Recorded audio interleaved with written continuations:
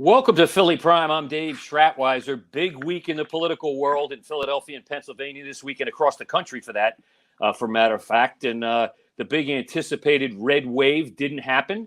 We brought in our favorite political analyst from Fox 29, who had a busy week this week, doing overtime to the late hours of the day Tuesday night while these races went on. Bruce, welcome back to the show. Great show a couple weeks ago. Let's do it again today. Absolutely. It was my pleasure, and it is my pleasure. Yeah, busy week and always a few surprises on Election Day. This one was no exception. Yeah, let's talk about Pennsylvania first. The big race everybody across the country is talking about is John Fetterman pulling out a win against Dr. Mehmet Oz in a highly contested, crazy kind of election season that included a debate that people have never seen before, the likes of which people have never seen before. Your reaction to what happened here? Well, at the end of the day, I think a couple of things happened. I think Republican voters who were not thrilled with Mehmet Oz came home, so to speak, and said, we're voting for our guy on our team. We don't love him, but we're voting for him. And I think you saw much of the same thing on the Democratic side. I think you saw Democrats, some of whom, frankly, had to be very concerned with the debate performance by John Fetterman. There was clearly a level of impairment in terms of his ability to articulate answers. I will say that seeing him in action on election night, speaking to his supporters, I won't say night and day difference, but there was a significant improvement. And maybe it was just a question of the format, but he did sound better on election night. Probably had reason to sound a little better on election night than he did during the debate. Yeah.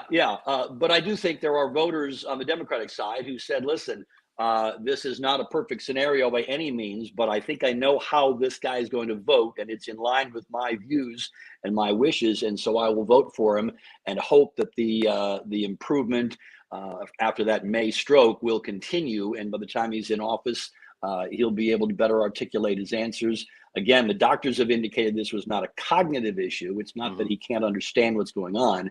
It's more of a question of expressing himself. But make no mistake, that debate in October was a pretty disastrous performance. But at the end of the day, it does not appear that it cost him at least enough to lose the race. That's for sure. All right, well, I want to get to that in a minute. Your thoughts about Dr. Oz's performance, even in the loss here, how he did first time running for political office. He got over 2 million votes, if I understand correctly. Clearly, some people like Dr. Oz. Some people do not. And I think the carpetbagger thing had quite a bit to do with this, as well as you've already pointed out. But your thoughts about his performance. What could he have done better? Well, I don't know. Some of it, I think, unfortunately, it was sort of baked into the cake. And by that, I mean, his record on his longtime television show was what it was. And you talk about a fertile ground, a target-rich environment, as they say in the military, for opposition research. When you've been on television that long and you're doing the kinds of medical shows that he did and putting out the kind of medical advice, there was ample opportunity there to say, look, this guy's spinning one crazy cure after another, one crazy diet loss thing after another. And so that was ample information and ammunition to cut against the idea of what should have been a real strength for him. This guy's a heart surgeon. This guy is someone who saves lives and is doing all kinds of good work. But again, the TV show itself, there was plenty of ammunition to knock that down a bit. And just, again, you mentioned the carpetbagger situation. I think there were an awful lot of people who simply didn't buy Mehmet Oz as a Pennsylvanian. Yeah. And it's funny, when you live in this area, we look at South Jersey as all part of the big, Delaware Valley family. But when it came to politics, saying somebody was from Jersey was like the kiss of death, so to speak. And it's interesting. I was crunching some numbers yesterday in Montgomery County, which again, nominally is Oz's home county. Fetterman destroyed him 63% to 35%. He got probably a vote margin of about 115,000 votes to the plus side for Fetterman in Oz's home county. And again, which suggests that maybe voters didn't feel like it was actually Oz's home county. Yeah, and Oz spent a lot of time in Bucks, Montgomery, Delco, and Chester County, especially in the last week or two. I don't think you can fault his boots on the ground campaign. Sounds No, like not at all. he visited, did round tables with people, town hall meetings, door-to-door stuff. Certainly outworked John Fetterman in this race when it comes to Sure. boots on the ground. I don't think there's any question about that. Fetterman Yeah. kind of hid a little bit for the first 4 months of this campaign, and then came out because he kind of had to if it was going to make this a race. Sure. But I got to give Oz credit for that. He knew where he had to win big. They talked about this on election night on all the national programs. The 4 counties surrounding Philadelphia, because you knew he was going to get clobbered in Philly, which is 7-1 Democratic voters. Right. Right. And he did focus there. He did concentrate there. Your thoughts on that strategy? Well, I mean, it's where you go where the old Willie Sutton line. Why do you rob banks? Because that's where the money is. Right. You go to those counties because that's where the votes are. And I don't know how bad it would have been had he not spent the time there. But I can tell you again, having crunched the numbers, John Fetterman came out of the 5-county Philadelphia region with a vote margin of about 500,000 votes over Mehmet Oz, right? Okay. So in those 5 counties, 500,000 votes more for Fetterman than for Oz. It was roughly 200,000 or so margin or I should say 300,000 margin in Philly, and another 200,000 in those 4 collar counties. Now, Bucks County was quite competitive, but in Delaware, Montgomery, and Chester, it was a pretty significant victory for Fetterman over Oz. Interestingly, and we've talked about this kind of thing before, in Pennsylvania, for a Democrat, it is absolutely possible to win only a handful of the Commonwealth's 67 counties and still win the race. And that's essentially what happened here. He won 13 out of 67 counties, did John Fetterman, but it was more than enough to propel him to victory. And he didn't. But you're right. I think I think Oz did as well as he probably could have done given the circumstances. I do think something that, we talked about that debate, and clearly Fetterman did not perform well by any stretch of the imagination in that debate. But I do think, interestingly, the Oz comment regarding abortion and the idea that it should be between a woman, her doctor, and, quote, local elected officials, I believe, was the exact terminology, certainly words to that effect. And Democrats pounced on that and hammered that in TV ads, the idea that someone other than a woman and her doctor should be involved in this decision. And while I don't know that it was necessarily a misstatement, clearly Oz believes that states should have the right to have some say over this. It certainly worked against him in the election, because we know from exit polling, the economy was the big issue, but abortion was right up there. Fetterman did not perform as well in Philadelphia as Biden did a couple of years ago, as far as the number of votes kind of thing. But Biden, Barack Obama, and Fetterman and Josh Shapiro made a big appearance in Philadelphia over the weekend. I don't like to credit that with pushing people anyway, but they kind of brought people back to the point maybe that you're talking about, and kind of refocused everybody right here at the end that, listen, he might have had a difficult problem, even though they didn't mention the debate before, but this guy votes the way we want him to vote in a Democratic-controlled Senate. So don't forget to vote for this guy. Yeah, I mean, there's no question they brought out the big guns because they were concerned. And look, this turned out to be a pretty close race. We can talk in a second if you want about the whole mail-in ballot and how the votes get counted, the order in which they get counted, and whether it may make a race look closer than it really is. You're right. He did not. Fetterman did not get as many votes as Joe Biden. But of course, you're talking about a midterm versus a presidential race, so there was no chance that was going to happen. But the percentage. Fetterman had something in the neighborhood of 365,000 votes out of Philadelphia. Oz about 74,000. So by my quick math, you're still talking about a 5-to-1 ratio in that balloting, and so you're still talking about something in the neighborhood of maybe 82% to 18%, something like that, which is about where you see these races. Again, we've talked in the past, the Republican Party in Philadelphia has all but disappeared. And so the Republican candidate knows that they start every race in Pennsylvania with a massive deficit in the city of Philadelphia. That's kind of a hole they've got to climb out of. Sometimes they can, sometimes they can't. Yeah. Let's talk about mail-in ballots. A lot of them in this race at the beginning, a lot of them sent in before that debate. So folks didn't have the, the kind of advantage of seeing the debate before they voted. I think I heard 400 to 600,000 mail-in ballots came in way before the debate or over the course of time here. I'd love to see what the numbers were on the mail-in ballots before the debate that came in not having seen the debate, and then Sure. the day of vote and see kind of what that breakdown is. Republicans were pointing to that all night long, that they knew mail-in ballots were going to favor the Democrats. They always do. And the day of vote was going to favor Republicans. Have you seen numbers like that, or what's your thoughts on how that's going to go?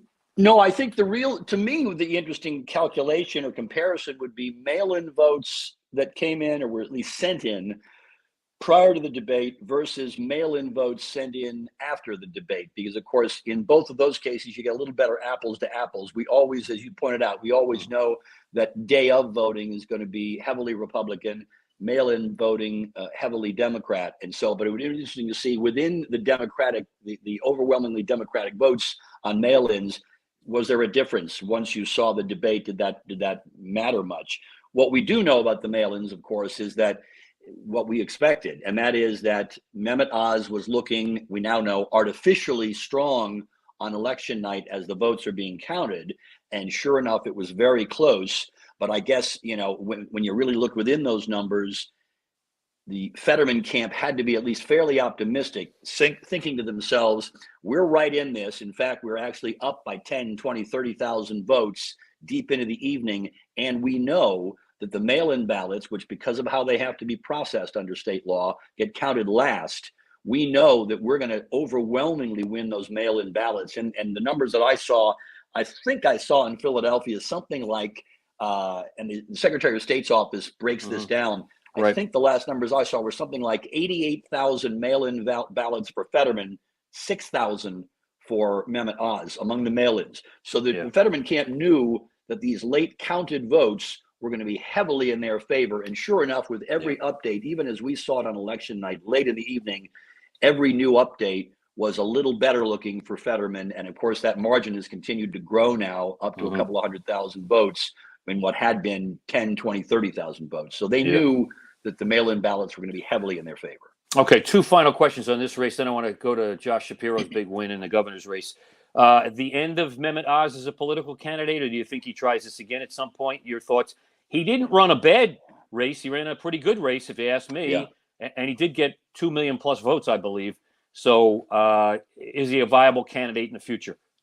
I'm not much for making predictions, but boy, I got to tell you, when you're someone, especially in his case, and I don't say this in a pejorative sense at all, but when you're a wealthy guy who's had success in your chosen field, first as a straight up physician, and then as a television personality, and someone says to you, hey, why don't you run for this political office? And you spend the next year or thereabouts getting your brains beaten in by first members of your own party in a really rugged primary, and then by members of the opposing party.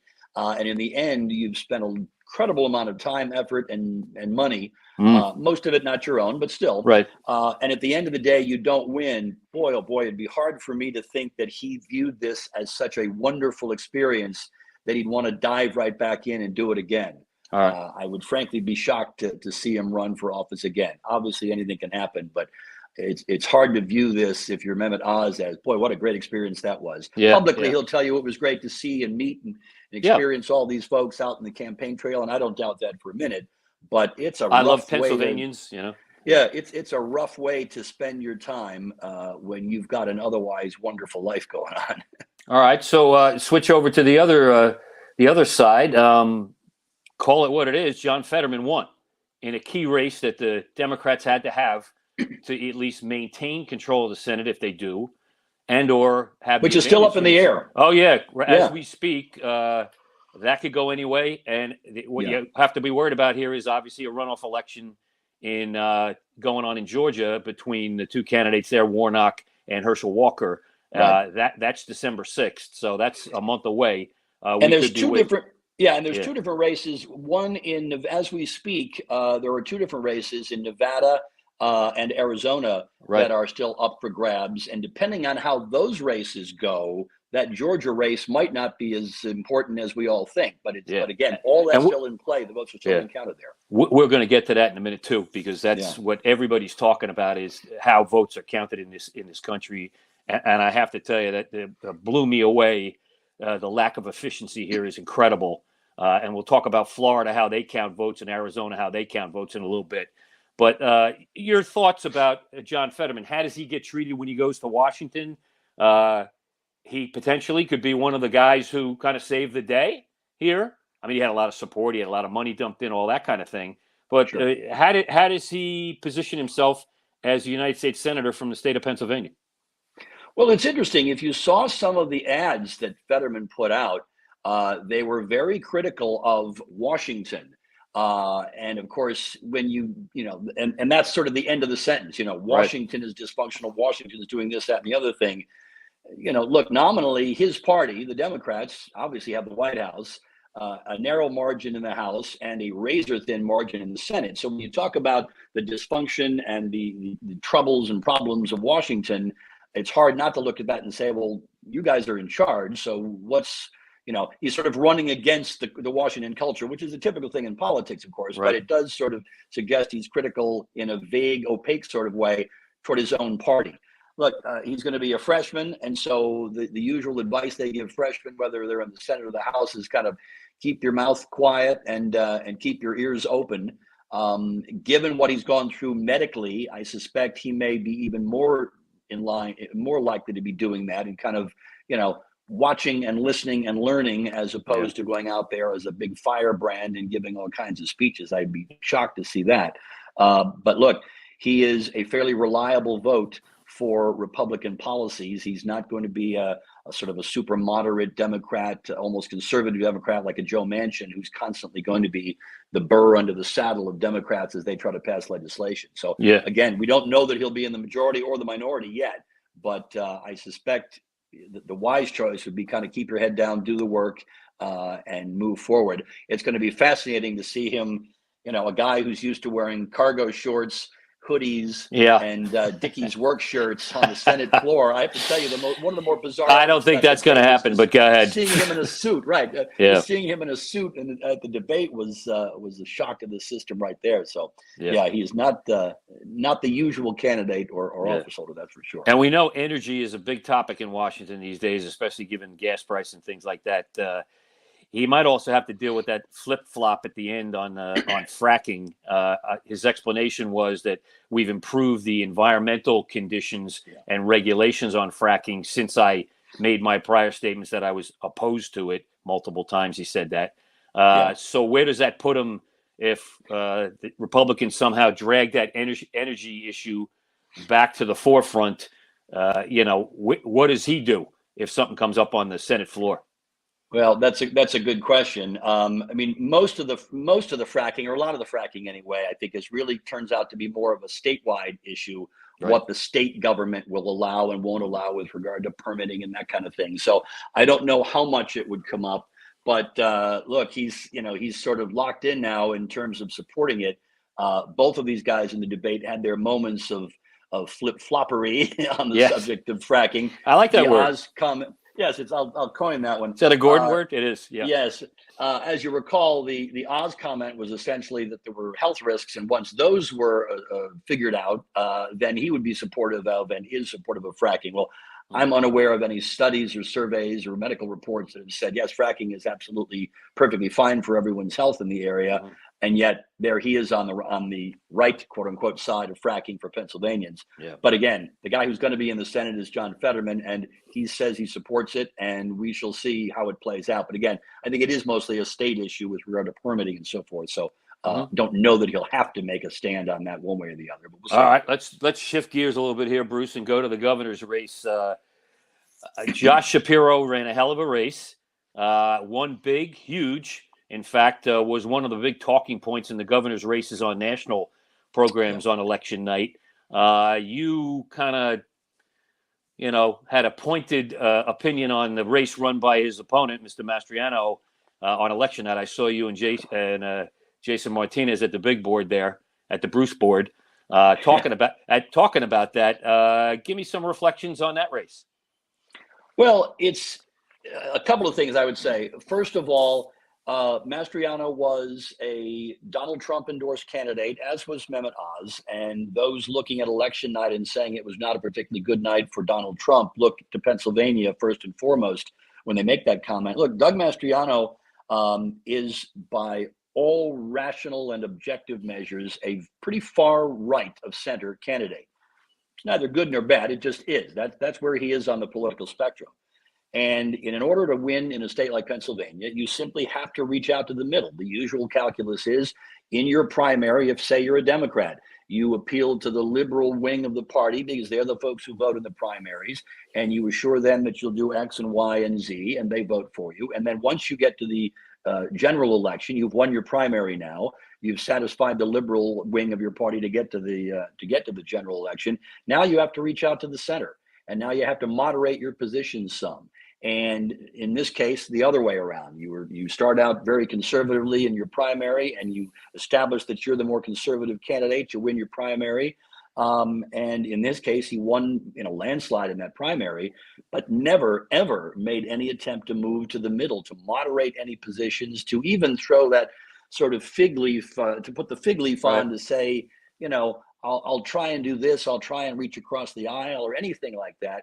So that's in the policy area. Then in the practical day-to-day campaigning, you have to reach out. You have to make yourself available to be interviewed by reporters at mainstream news organizations, even if you feel, as he clearly did, that they might not be fair to you, that they're going to ask you tougher questions than your opponent. You may feel that way, but you've got to make yourself available to those folks.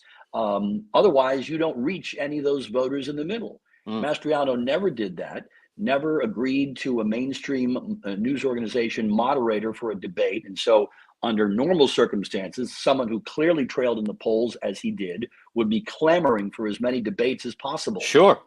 Never happened. Yeah. Never happened. There was didn't never run much of a campaign, frankly, on the ground. No, and I think that part of that is that there folks within the Republican Party, I'll say establishment, although that tends to have a pejorative connotation, and I don't mean it that way, but just the sort of the mainstream party officials within the Republican Party said, we've got a finite number of dollars. I know it seems infinite when you see some of the numbers thrown around. We have a finite number of dollars. We can spend them on this race or this race, but not both. And so the head of the Republican Governors Association said early on, we do not fund landslides or lost causes. They clearly viewed Mastriano as a lost cause. And so they did not put the money in. And so everything he did and said that was the slightest bit off key or off kilter was sucked up into the opposition research file and put out as a TV commercial. Shapiro wildly outspent him in terms of TV money. And while on the one hand, you can say, well, that's just money, meaning, money is always going to beat the lack of money. Yes, that's often the case, but the money's there for a reason. The money's there because Democrats thought Shapiro had a real good chance of winning. The Republican money wasn't there because Republicans did not feel Mastriano had a real chance of winning. Yeah. Kind of a mandate for Shapiro, I think. He's been our attorney general. He's been very outspoken. He's been tough on crime, on guns, all kinds of things. Kind of has positioned himself as kind of a governor to watch, a freshman governor, of course. His name was bandied around a little bit the other night on the networks. People talking about, the impressive win and things like that. And actually, kind of thinking he may have helped Fetterman in terms of pulling the ticket along there. In a lot of these races Tuesday night, the governor did not pull the Senate candidates along. I think you can look at that in Georgia with Kemp and Herschel Walker. It didn't really help him at all. So he gets some credit for that. And Josh. I know Josh. He's an affable guy, and he's very in touch with what's going on around him. I think he's kind of a man on the way up here in political circles. Yeah, I don't think there's any question about that. And look, there are those who will say it certainly didn't hurt him to wind up going up against a guy like Doug Mastriano in the general election. Frankly, even the primary was a pretty much of a glide path for Josh Shapiro. So if you wanted to play devil's advocate, you could say, well, he hasn't really been tested on this stage. But the reality is, it's like in sports, you play who's on the schedule. And the guy on Shapiro's schedule was Doug Mastriano. It was a blowout win. The latest numbers, and there's still a few votes to be counted, something like 56% to 42%. So a 14-point win in a purple state like Pennsylvania is a big win. He's only 49 years old. And so he's one of these guys who automatically, as we talk in Washington about these, 65, 75, 80-year-old, 85-year-old people running the government, and you keep saying, well, where's the fresh blood? Where are the newcomers who might be able to be the voices of the future in these parties? And you have to look at, when you're talking about someone who has moved up the ladder, has the political background, is considered a relatively moderate candidate who cannot be painted with the super hard left brush. He's useful, is a very good communicator. I mean, if you saw his speech on election excellent. night, Yeah, knows how to give a speech with the best of them. yeah. And so he's Sounded like a absolutely national somebody to candidate, watch. frankly. Yeah, he in is that. absolutely somebody to watch. Okay. What's at the top of his agenda as the new governor? I mean, clearly, I think he got a lot of support around Philadelphia. He has to keep addressing the gun and the gun violence issue. I don't know how you do that since we don't have the laws to allow Philadelphia to tackle that, at least as Philadelphia. But I'm assuming the economy, I'm assuming jobs, I'm assuming crime, things like that. But what do you think? Education funding, education funding certainly is on the agenda. That was my next one. Look, what do you think is the top? Yeah. Well, part of the answer, Dave, is that we still don't know. A couple of days after Election Day, we still don't know whether Democrats are actually going to flip the House, the state House in Harrisburg. It is, again, kind of fascinating and bewildering that in some of these races at this level that we don't have an answer a couple of days after Election Day, but it is what it is.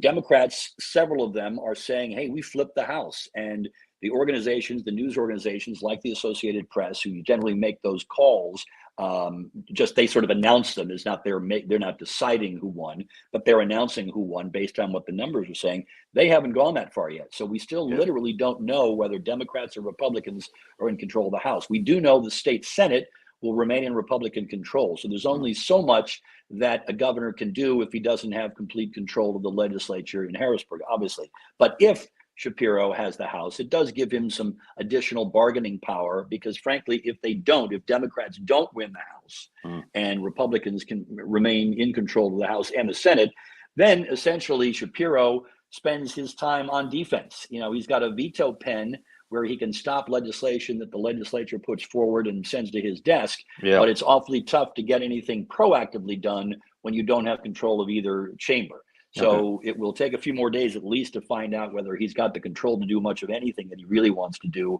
or does he have to play defense? All right, switch to national for a second. What did this election tell Joe Biden? Now, based on his press conference yesterday, it appears to be nothing. When he was asked what he's going to do differently in the next 2 years, he looked right at the reporter who asked it, kind of in a very cocky, smug way, and said nothing.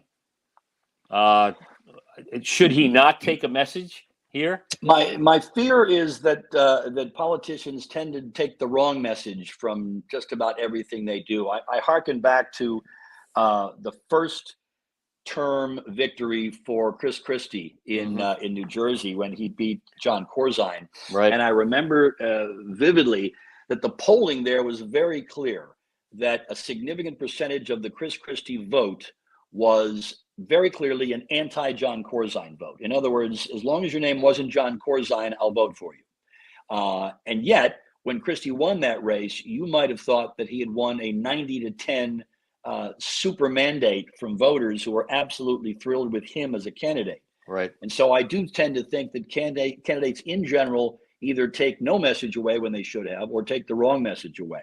Yes, from a historical perspective, Democrats are going to wind up coming out of these midterms in better shape than the party in the White House usually does. Over the last century or so, the pattern is very clear. The party that controls the White House sometimes loses big in the midterm elections.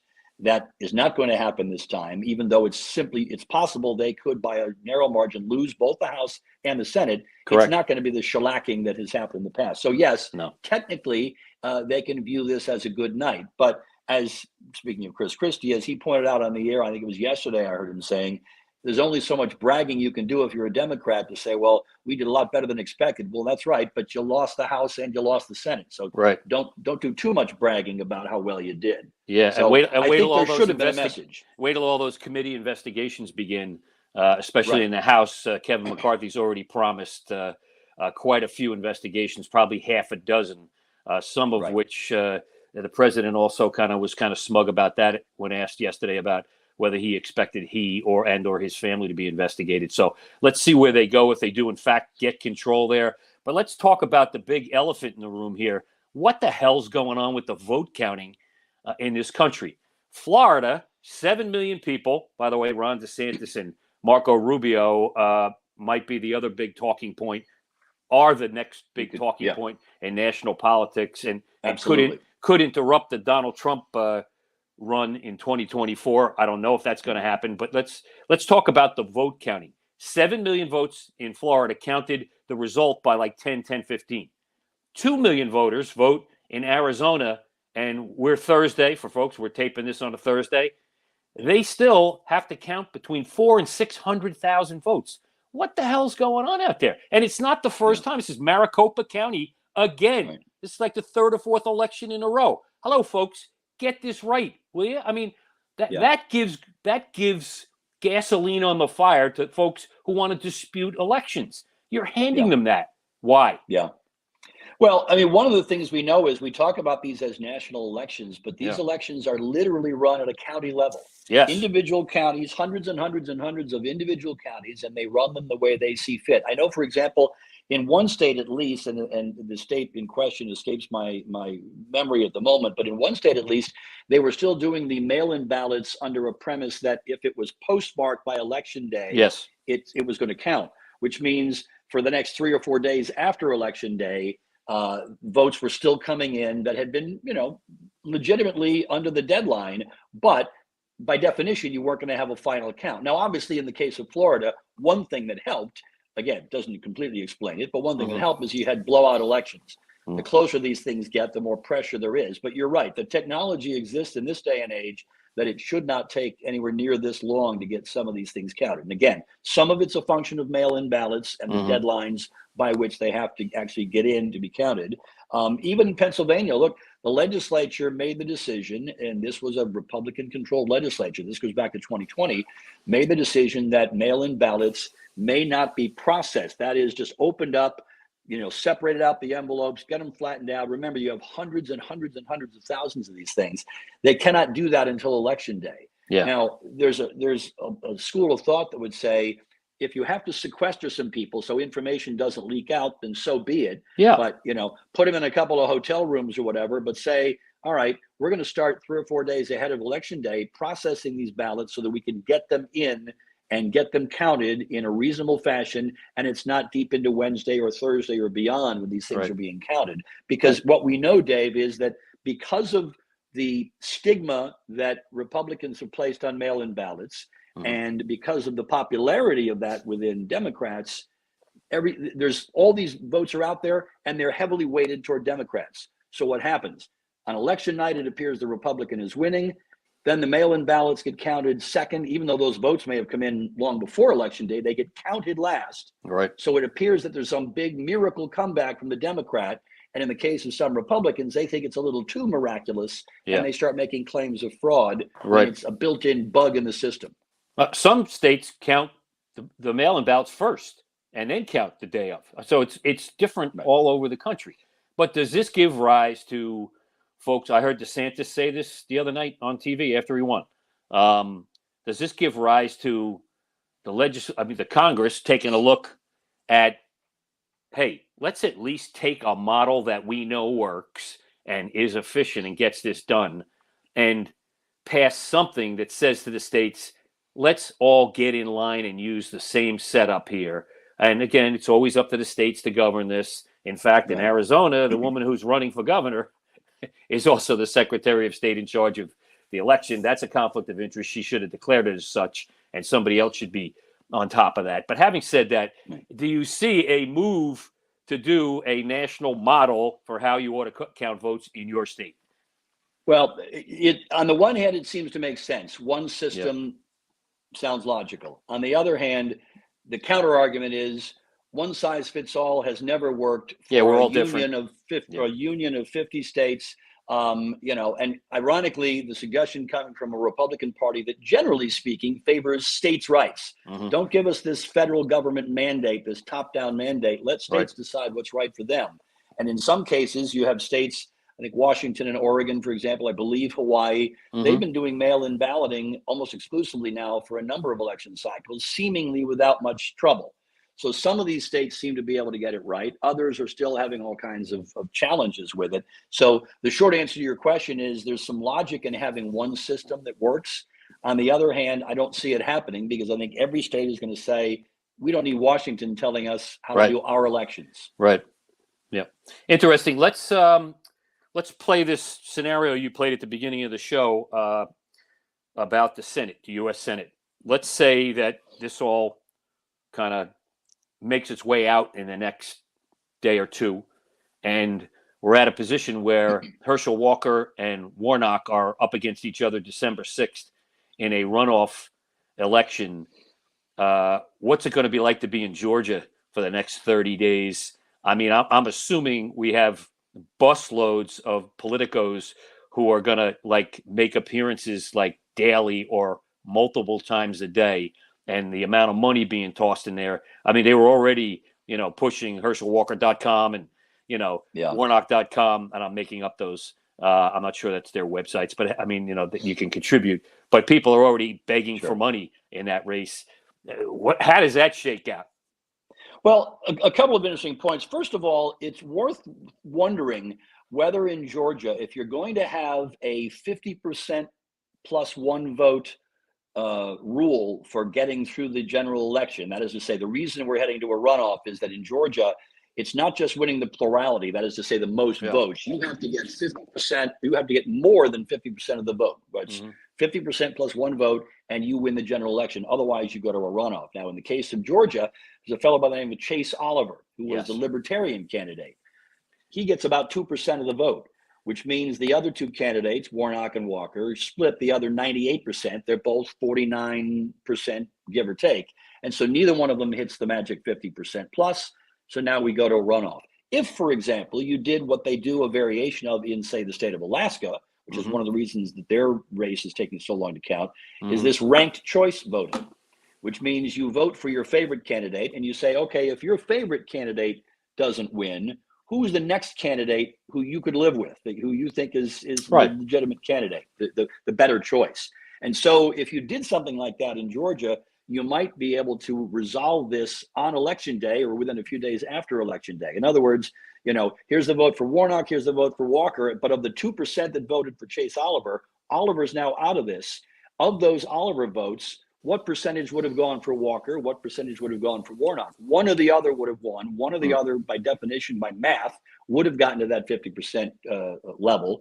And this race would be over within a few days. Instead, it's going to be another month of campaigning, spending money, and running an election, which costs millions and millions of dollars statewide to do because they don't do ranked choice. So there's a little thought to be given to that as well. Look, I have my close family lives retired down in the Hilton Head, South Carolina, and Bluffton, South Carolina area.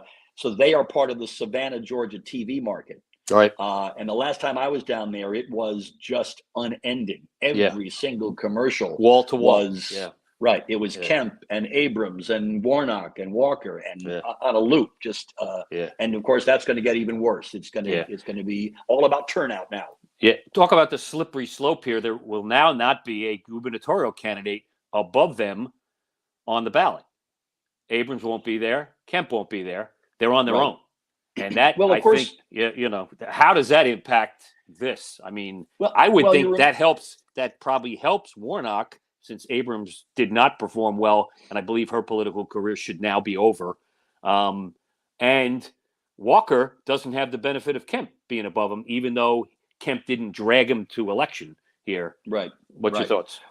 Well, I do think that this is all about now mobilizing your voters. Clearly, both of these guys have enough votes to win this race, especially in a one-man, a man against man vote like this. Yeah. Now it's a question of getting your people out. You'll remember that Warnock is in office in the first place because he won that special election just 2 years ago. Remember, these are 6-year terms, but he won a special election 2 years ago.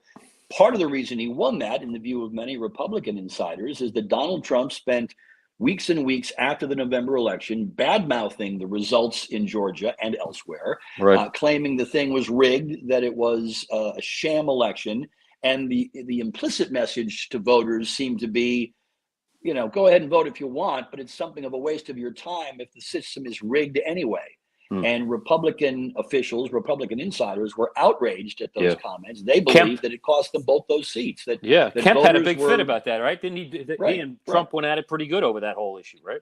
Right. And they believe that Donald Trump cost them those seats and ultimately, we now know, control of the Senate because of his downplaying of the legitimacy of the election and the implicit message that you can stay at home and it won't matter because the system's rigged anyway. Mm-hmm. Republican officials at this point have to be hoping against hope that Mr. Trump will remain at least quiet. If he's not helpful, then at least don't be hurtful with regard to this Georgia race, because they believe he was very damaging the last time around. They need him to stay as far out of this as humanly possible. Yeah, Georgians don't want to hear from him 2 years later after that, I'm sure. Let's, since you brought his name up, and he's talking about potentially a November 15th announcement, Donald Trump, there's a fly in the ointment here. His name is Ron DeSantis. Ran a hell of a race down in Florida, as did Marco Rubio. I'm getting ahead of myself there a little bit. Both guys won with almost 20% of the vote, by almost 20% of the vote. And, dude, they had huge numbers. And they made kind of a landmark fingerprint here, if you will, on Florida politics by taking Miami-Dade and some of the other counties surrounding that by big margins with Latino voters. DeSantis, whether he likes it or not now, is, even though he just got reelected to be governor and he's dealing with another hurricane as we speak, he's forced onto the stage here. What does he do? He likes it. Don't. No. Yeah. Oh, I didn't say he liked it. I meant being dragged there at this point and now have to make some kind of comment or continue to answer that question. Yeah. How do you see this shaking out? And that's got to hurt Donald Trump.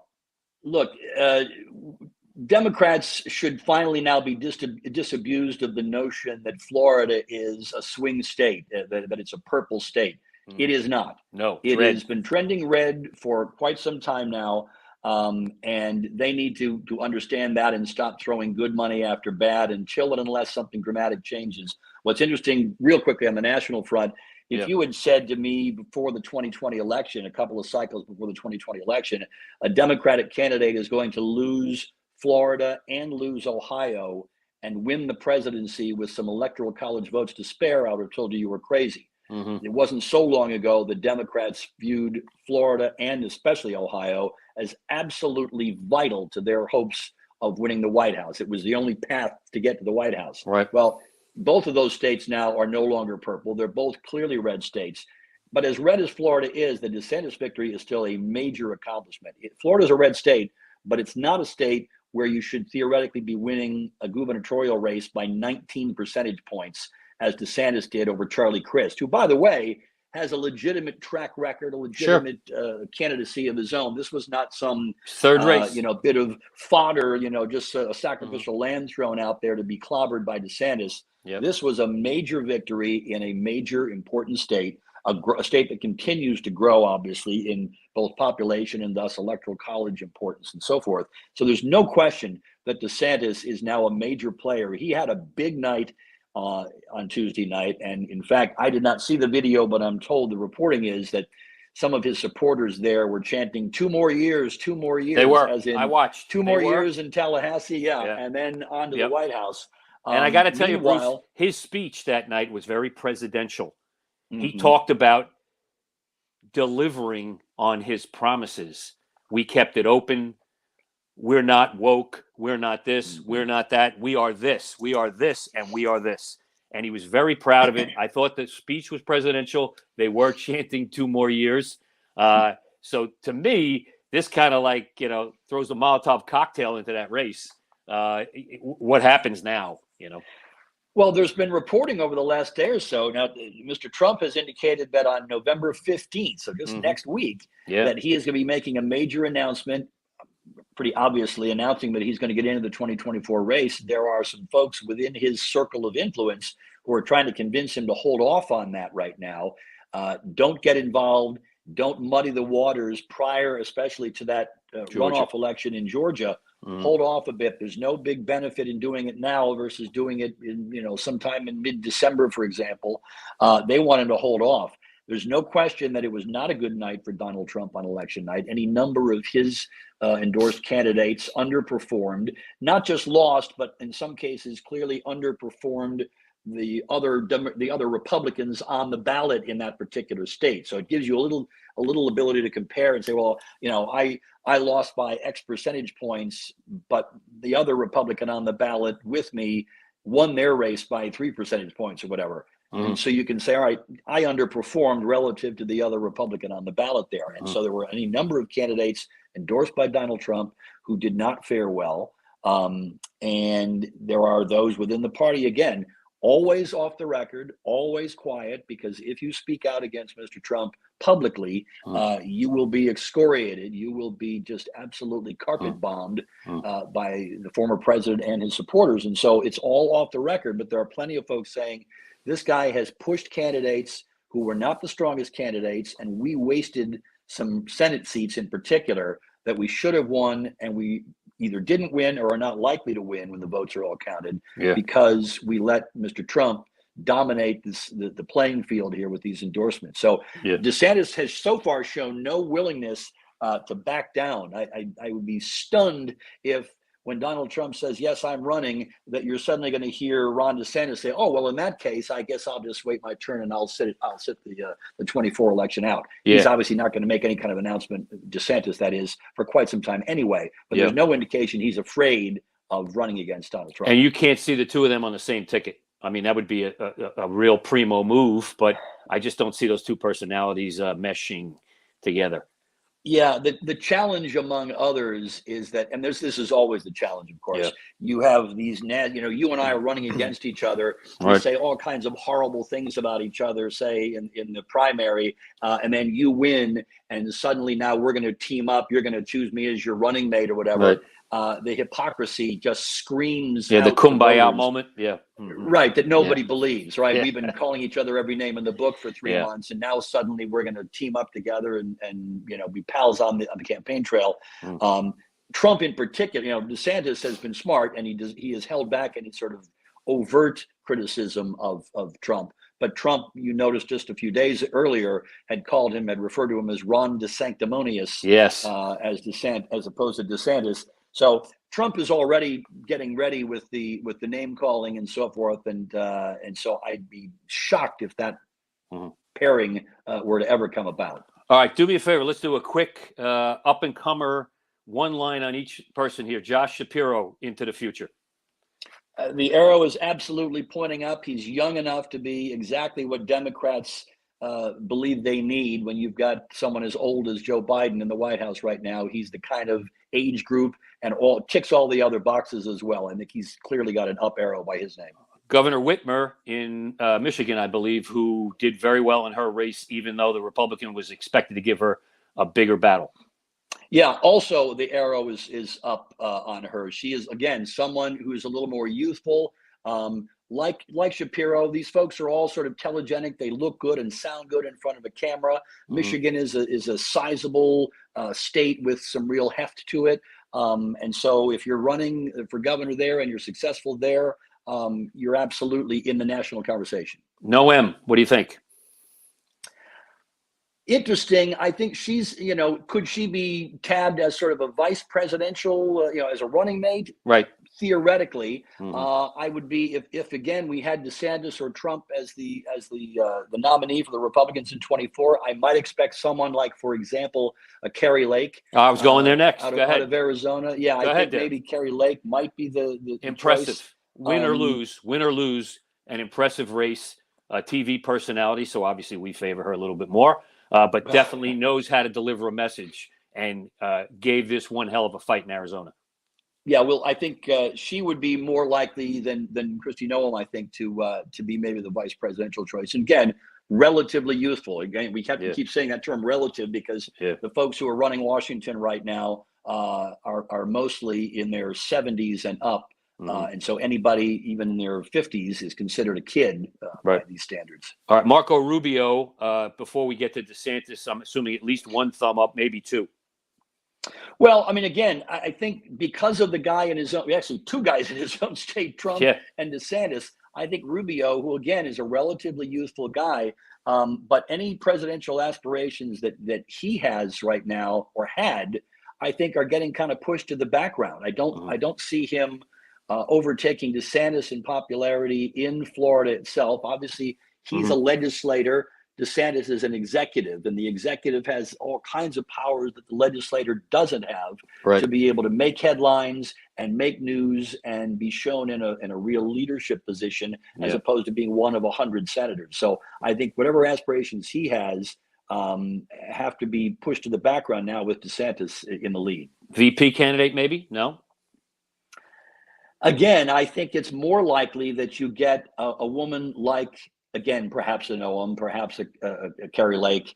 I don't see him in that role as much as I might see one of the two women we just mentioned. Yeah. Okay. Any other? And DeSantis, I just think you can't leave this conversation without saying the pathway for him is whatever he wants to choose at this point. If you given what he just did, and Rubio got similar numbers to DeSantis down in Florida, especially in Miami-Dade County and the surrounding counties. But but you know what's interesting? He's in the driver's seat, if you ask me. Depending for his own political career right now, he's 44, I believe. So he can do what he wants to do here. Yeah, he's got the time. I think what's interesting though, you mentioned about the numbers for Rubio, and they were absolutely right in keeping with what DeSantis' numbers are. Right. It is interesting though what people will vote for. In other words, I'm going to vote for Dave Schratweiser for this office and be very confident about it. But I'm not going to vote for him for that office because that I feel like is another step up. You see it all the time. Someone who is, for example, like let's take it locally in the city of Philadelphia, an at-large council person. That person is elected citywide. They don't have a specific district. They're elected citywide. So you might think, well, that person's got a huge leg up. These are Philadelphians who've already voted all across the city to make that person an at-large council person. Now that person runs for mayor. Same exact constituency, the entire city of Philadelphia. And suddenly, as a mayoral candidate, nobody wants them. Doesn't they translate. Voted for them, yep. Right. They voted for them happily as a member of city council, one of 17 members, but as the person in charge, And so again, the Rubio numbers may be a little misleading. Do we want him as our senator, one of our delegation of 2 senators, 2 of 100? Sure. Do we want him to be our governor making decisions for us in Florida? Not as much as we'd like someone like Ron DeSantis. All right, last question. Anybody else kind of cream rising, float to the top here after Tuesday night's election? New blood. I'm talking about new blood.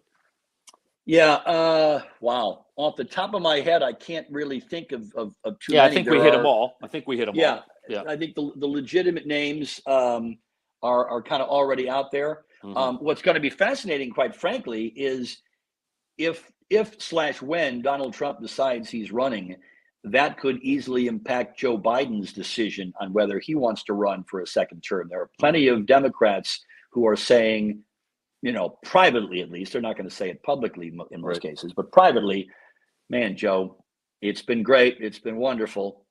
Time to go. Yeah. And I don't think that it could be Kamala Harris. If you looked at her disapproval numbers the other night, her numbers are worse than Joe Biden. I think it was 38% in the national polls that I saw on election night. Not good. And look, nobody knows anything about these vice presidential candidates. They think they know a little bit about them. But look, it was the last time a vice president ascended to the presidency would have been 1988, when, unless I'm missing somebody, when George H.W. Bush went from Ronald Reagan's vice president to his own victory over frankly, a hapless campaign from Michael Dukakis, the Democrat from Massachusetts. But it's been a long time since a vice president rose to become president. This idea that, well, they're only one step away. So again, it's just like I said with the city council scenario. You may be perfectly happy with someone as a vice president, knowing the vice president doesn't have a whole lot of duties. But the idea of that person being president, that's a whole different conversation. And so far, we haven't seen it happen. I don't see it happening with Harris either. So then the question becomes, is it a Pete Buttigieg type guy or somebody young like that? As much as we said the arrow is up for Josh Shapiro, he would be 51 years old and 2 years as governor when the 24 race comes along. I'd be shocked if anybody thinks that that's a good idea, but maybe the next cycle, sure. But so that's exactly what I'm hearing from Democratic insiders. Not this time around in 2024. Wait a step here, wait a step, and maybe 2028. Yeah, as they say, he's 49 years old right now, so he's certainly got plenty of time to still build a record. Shelf life is still plenty there, without feeling like he's got to wait forever and then he misses his time. Yeah. Bruce, as usual, a scintillating 55 minutes with you talking about politics. You make it that way. Fantastic job this week on all the shows on Fox 29, including Election Night. Really did a great job, as you always do. You haven't lost a step, even though you're retired. And I love to see that, because neither have I. So having said that, it's good to see two old heads talking politics, and I do appreciate your time. Thanks for coming on. And folks, we will hear from Bruce again down the road here. The mayor's race in Philadelphia is going to heat up. As it does, Bruce will come back on the show and talk about that. Bruce, thanks again for joining us. Greatly appreciate it. Always a pleasure, Dave. Good talking to you. All right, that's it for this week on Philly Prime, folks. Thanks for listening, and tune in again next week. Have a great week.